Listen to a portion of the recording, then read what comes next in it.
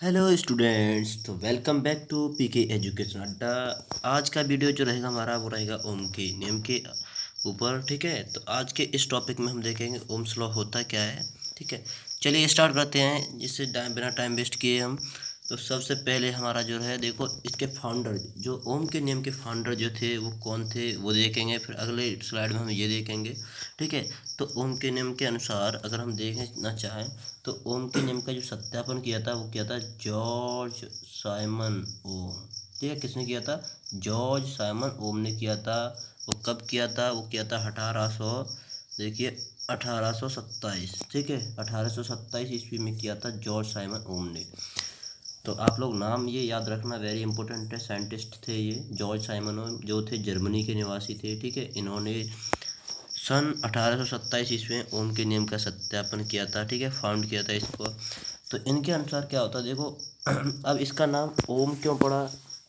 क्योंकि इनका नाम जो था जॉर्ज साइमन ओम था पूरा, तो इसीलिए इसको सरनेम इन्होंने ओम के नाम पे रख दिया। ठीक है, ओम के नियम के अनुसार अगर हम देखें तो यदि किसी चालक तार की भौतिक अवस्थाएं स्थिर रहती हैं, यदि किसी चालक तार की भौतिक अवस्थाएं, देखो ये बहुत इंपॉर्टेंट है, डेफिनेशन ये आती है। ठीक है, एग्जाम में, यदि किसी चालक तार की भौतिक अवस्थाएं स्थिर रहती हैं, स्थिर का मतलब ये है कि उनकी चेंज नहीं होती। भौतिक अवस्थाएं क्या होती हैं? भौतिक अवस्था में क्या क्या आता है देखो, दाब आ जाता है आपका, क्या आता है? दाब। ठीक है, और ताप, दाब ताप। ठीक है, और अनुप्रस्थ काट का क्षेत्रफल आ जाता है, क्षेत्रफल आ जाएगा यहाँ पे। ठीक है, क्षेत्रफल भी आता है।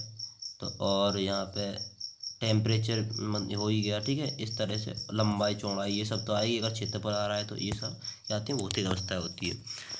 तो ओम के नियम के अनुसार देखें तो यदि किसी चालक तार की भौतिक अवस्था स्थिर रहती है, स्थिर मतलब इनका देखो टेम्परेचर अगर चेंज ना हो, ठीक है, दाब चेंज ना हो और क्षेत्रफल चेंज ना हो, ये सब चीज़ें चेंज नहीं होती हैं, तो इसके सिरों पर उत्पन्न विभवांतर जो होता है, इनके सिरों के पर उत्पन्न विभवांतर, विभवांतर को हम वी से डिनोट करते हैं। ठीक है, लिखा जाता है वी से।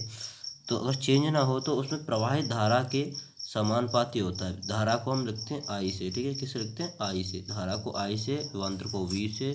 ठीक है, तो प्रवाहित धारा के समानुपाती होता है। यहाँ आर आएगा एक। ठीक है, जो आर एक स्थिरांक होता है जिसे चालक का प्रतिरोध कहते हैं। ठीक है, तो इनके बीच में एक संबंध उत्पन्न होता है जो हमारा क्या होता है देखो, वो बताते हैं हम आपको अगली स्लाइड में। देखिए,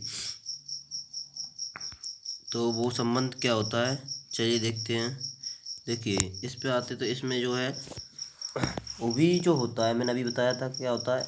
अगर यदि किसी चालक तार में की भौतिक अवस्थाएं अगर स्थिर रहती हो, मतलब परिवर्तन ना हो, तो उस चालक की में के सिरों के बीच उत्पन्न विभवांतर जो होता है, उत्पन्न विभवांतर देखो ये हो गया हमारा विभवांतर होता है, वो किसके? आई के समानुपाती होता है। ये समानुपाती का चिन्ह है। ठीक है, तो क्या होता है? वो भी जो होगा हमारा वो प्रोपोर्शनल होता है, समानुपाती होता है किसके? आई के।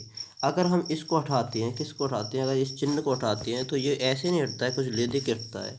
तो क्या करता है ये अपनी जगह पे क्या कर देता है, अगर इसकी जगह हम बराबर लगाते हैं तो क्या आता है?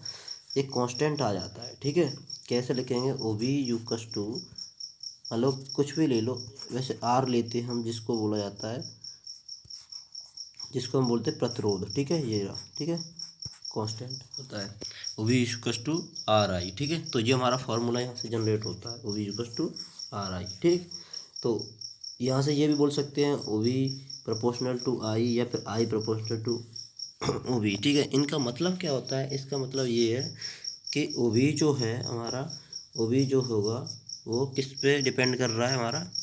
ओ वी डिपेंड कर रहा है हमारा किस पर? देखो, आई पर।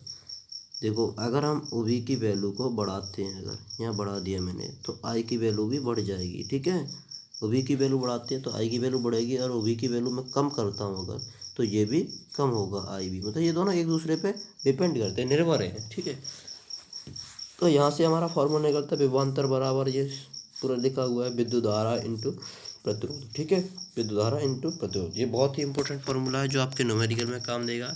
ठीक है, अब इतना तो ओम के नियम में हो गया। अब इसके बाद इसमें आता है और भी थोड़ा सा याद करने की ट्रिक बता देता हूँ मैं, कैसे याद रखना है आपको इनका रिलेशन।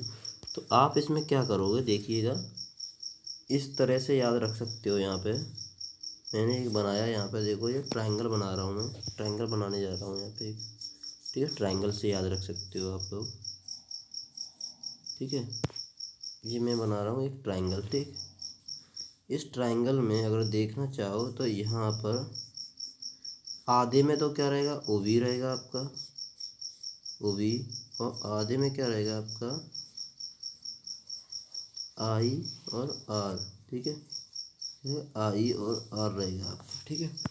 तो अगर यहाँ से अगर हम समझें इसको, अगर यहाँ से देखें तो क्या आएगा, ओ बी जो होगा, ओ बी जो होगा वो किसके इक्वल रहता है आपका, यहाँ पे ओ बी अगर देखें तो ओ बी रहता है, देखो क्योंकि वो आधे के बराबर है भाई, तो ओ बी बराबर होता है हमारा आई आर, क्या हो जाएगा आई आर। एक बार हमने ये ले लिया, ओ बी जो था ये पूरा आधे हिस्से में, तो ये किसके इक्वल हो गया, आई आर के हो गया। इसके बाद एक बार अगर हम देखें तो क्या हो जाएगा, अगर मैं यहाँ से आई इक्वल टू निकालता हूँ यहाँ से, अगर यहाँ से भी आप लोग चेक कर सकते हो, तो अगर इससे देखता हूँ रिलेशन तो आई तो आई इक्वल टू क्या आएगा, ये ओ बी अपॉन आर, तो I equal to O B upon R हो जाएगा। इस तरह से याद रख सकते हो। आर इक्वल टू निकालो तो देखो ये ऊपर है ये नीचे है, तो आर इक्वल टू क्या आ जाएगा, ओ बी अपॉन आई, ठीक है। इस तरह से आप रिलेशन फाइंड कर सकते हो, ठीक है। अगर नहीं समझ में आए तो फिर से मैं बता दूंगा, आप लोग कमेंट करके बता देना। इसके बाद अगर नेक्स्ट में देखूं तो नेक्स्ट क्या आता है, देखिए आपका नेक्स्ट जो है, अगर आप देखना चाहो तो आगे आता है इसका ग्राफ। ग्राफ कैसे बनाते हैं हम, ओवीआई ग्राफ होता है, ठीक है। ओवीआई ग्राफ जो हम बनाएंगे वो कैसे बनाएंगे, मैं लिख ले रहा हूँ ओवीआई ग्राफ के बारे में यहाँ पे। ओवीआई ग्राफ, ठीक है। हम कौन सा ग्राफ बना रहे हैं, ओवीआई ग्राफ, ठीक है। ओवीआई ग्राफ बना रहे हैं, ये आता है, ये भी आ जाता है आपका, पूछ लेता है उसमें, ठीक है। कि आपको सत्यापित कैसे करोगे ओम के नियम के अनुसार, कैसे डिपेंड रहता है ओवीआई पर। तो यहाँ पे अगर मैं ग्राफ बनाऊँ तो मेरे को स्पेस चाहिए होगी, तो मैं इसको क्या करता हूँ, यहाँ पे हटा देता हूँ, ठीक है। इसको हटा देता हूँ मैं यहाँ पे। अब मैं बनाने जा रहा हूँ यहाँ पे ग्राफ आपका। तो ग्राफ कैसे बनेगा देखिएगा आप लोग। तो पहले आप लोग एक वाई एच, ठीक है, एक लोग एक्स एच, ठीक है। देखिए इस पे मैंने ले लिया क्या, आई ले लिया, इस वाले एच पे आई क्या होता है आपका, विद्युत धारा होता है, ठीक है, विद्युत धारा होता है। इधर मैंने वी ले लिया, ठीक है, ये वी ले लिया मैंने जिसको बोलेंगे वोल्टेज, ठीक है। इस साइड में वी होगा आपका, इस साइड में यहाँ पे क्या होता है आपका जीरो रहता है, ठीक है। अगर मैंने ली यहाँ पे, आपको पता है कि ओम के नियम का फॉर्मूला क्या था, वी बराबर आई आर, ठीक है। आर क्या रहता है, कांस्टेंट रहता है, इस पर कोई असर नहीं पड़ेगा। मान लो आर की वैल्यू मैं ले रहा हूँ एक ही, आर इक्वल टू ले लिया मैंने 1, ठीक है। अब मैं कहता हूँ कि यहाँ पे अगर मैं यहाँ से चेंज कर रहा हूँ किसी की वैल्यू एक की, मैं कर रहा हूँ आई की वैल्यू चेंज कर रहा हूँ। मानो मैंने आई की वैल्यू चेंज की, आई बराबर मैंने पहले रखा 1, ठीक है। आई बराबर मैं पहले रख रहा हूँ 1, तो ओ बी बराबर कितना आएगा यहाँ पे, ओ बी बराबर देखो आई मतलब कितना है 1 इंटू आर कितना है 1, तो कितना आ जाएगा 1 वोल्ट आ गया, कितना आ गया 1 वोल्ट आ गया। इसका मतलब अगर ऐसे ही अगर हम देखना चाहें आगे और भी, तो फिर ग्राफ में ऐसे ही बनाऊंगा, ठीक है। अगर और देखना चाहूँ मैं यहाँ पे, अगर ओ वी बराबर निकालना चाहूँ, अगर मैं आई बराबर कितना रख रहा हूँ, अब की बार 2 रखता हूँ, आई बराबर मैं रख रहा हूँ यहाँ पे 2 2, तो कितना का देखो 2 इंटू 1 हो जाएगा, क्योंकि वो तो सेम रहेगा हमारा, आर की वैल्यू तो कांस्टेंट रहती है, ठीक है, सेम रहेगी। तो हमारा क्या आ जाएगा यहाँ पे देखिएगा, तो यहाँ पे वी इक्वल टू हमारा जो निकलेगा वो कितना निकलेगा 2 वोल्ट निकलेगा, ठीक है। देखो हमने किस में आई में चेंज कर दिया, देखो आई में पहले हमने 1 रखा था तो 1 वोल्ट आ रहा था आंसर, अब की बार आई में चेंज कर दिया हमने 2 एम्पियर रखा तो हमारा 2 वोल्ट एम्पियर 2 वोल्ट आंसर आ रहा है। अगर ऐसे ही मैं आई की वैल्यू का 3 करता हूँ, यहाँ पर आई की वैल्यू 3 करूँगा तो वी की वैल्यू भी हमारी 3 आएगी, ठीक है, 3 वोल्ट आएगी।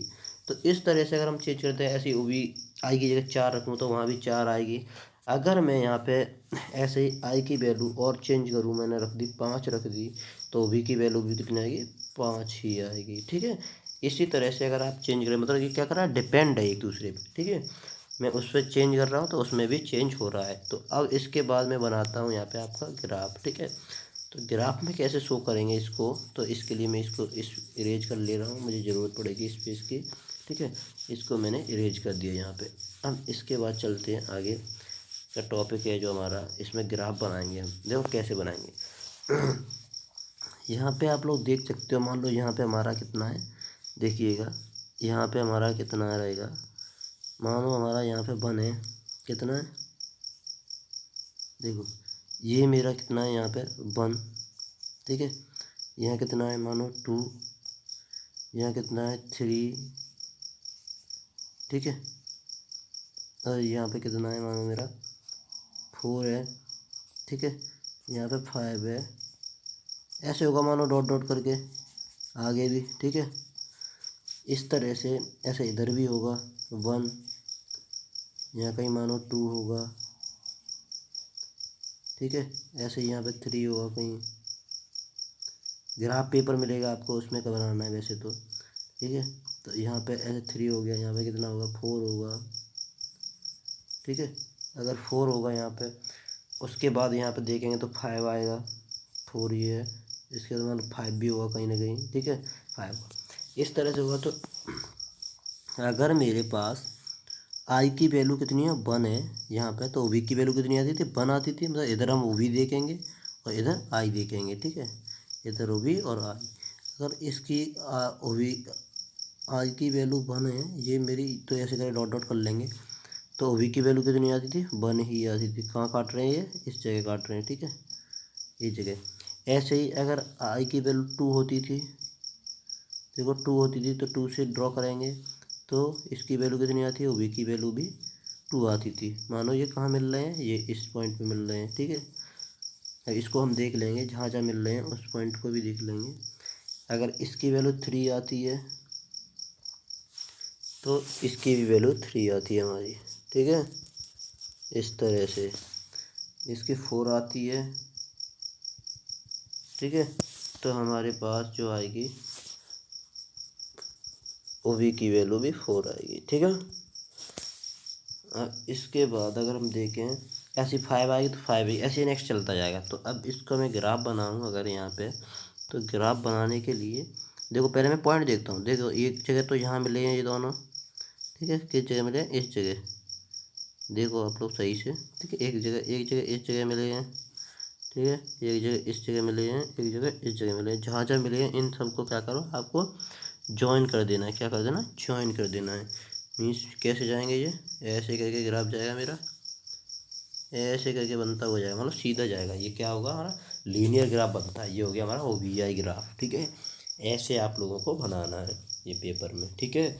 तो आपकी एक वैल्यू यहाँ थी, एक इधर थी, एक इधर थी, इसलिए ये इस तरह से बना हुआ है, ठीक है।